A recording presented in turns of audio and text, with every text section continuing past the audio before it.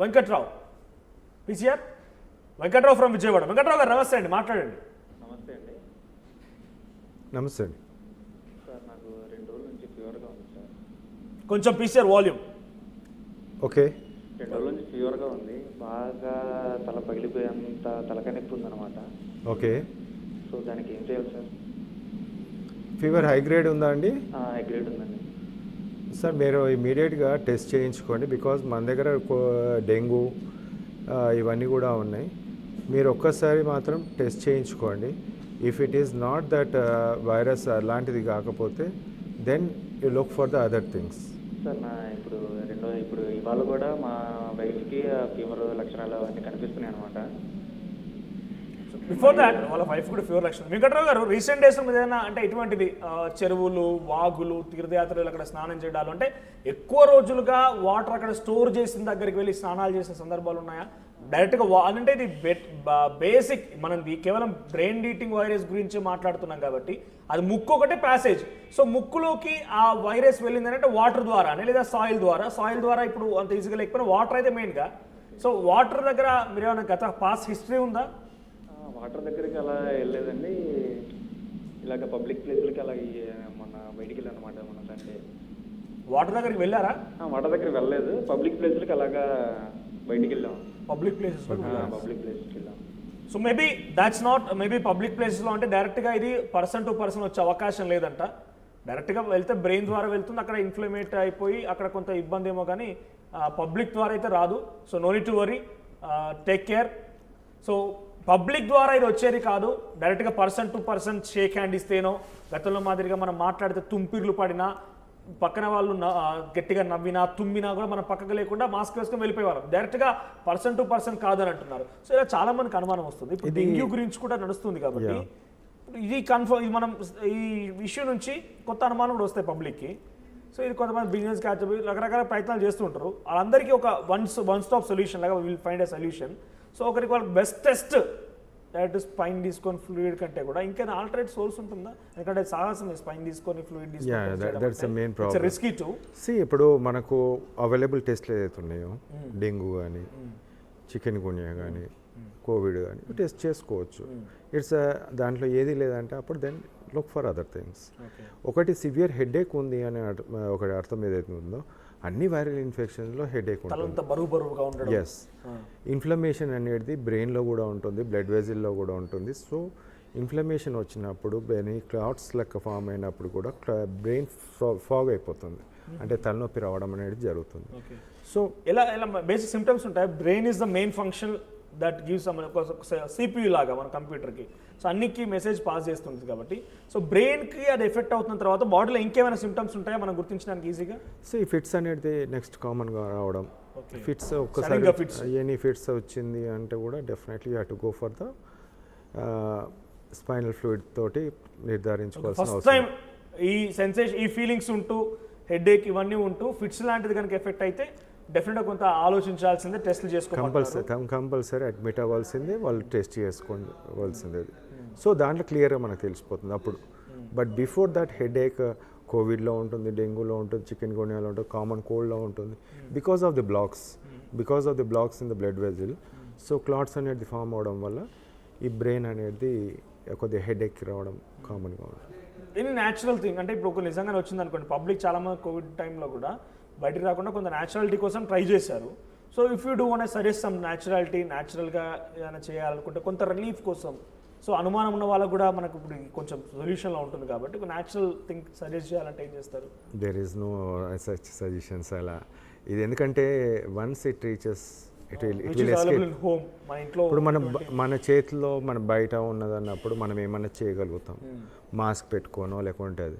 Even if you go in to the swimming పూల్లో ముక్కుకి ఏదో ఒకటి క్లిప్ లాంటిది ఉంటుందట, then that is one.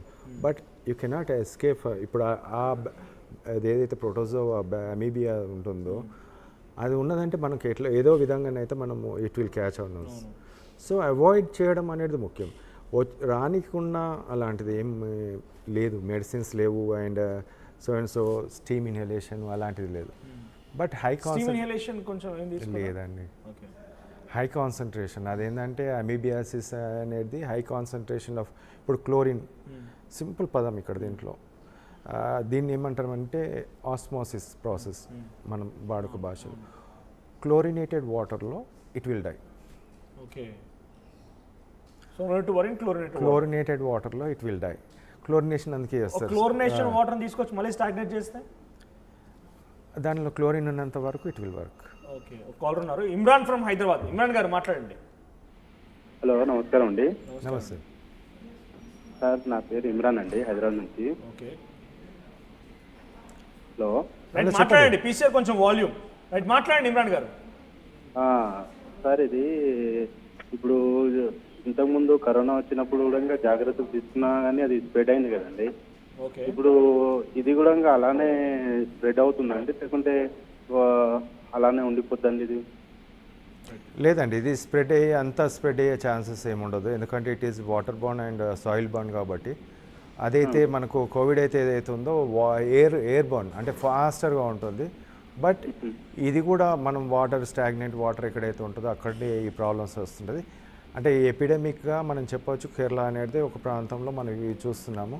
But it may be spread to other because water అనేది move అవుతున్నప్పుడు కానీ ఇంకో వాటర్ ఎక్కడైనా పోయినప్పుడు then that water polluted water ఏదైతే ఉందో దాని ద్వారా రావడం జరుగుతుంది. రైట్, ఇమ్రాన్ గారు అర్థమైందా? Thank you. సో అంటే వాటర్ ఆర్ సాయిల్ ఈ కనెక్టివిటీ ఇదే దాని ట్రాన్స్పోర్ట్ సంబంధించి ట్రాన్స్పోర్ట్ ఫెసిలిటీ దానికి. ఇప్పుడు టెటనస్ మీకు తెలుసు, స్పోర్స్ అనేది సాయిల్లో ఉంటుంది. ఇది కూడా ఒక స్పోర్ లాంటిది సాయిల్లో ఉంటుంది.